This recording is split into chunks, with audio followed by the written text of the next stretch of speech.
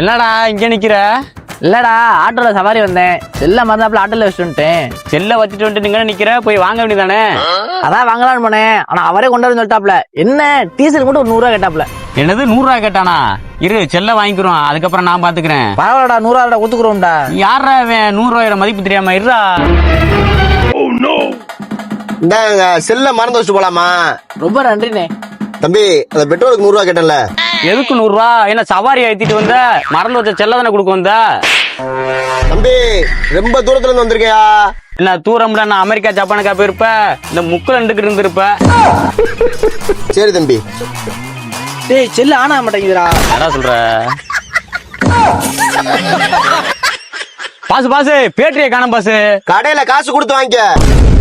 sambar app எனக்கு ஓய்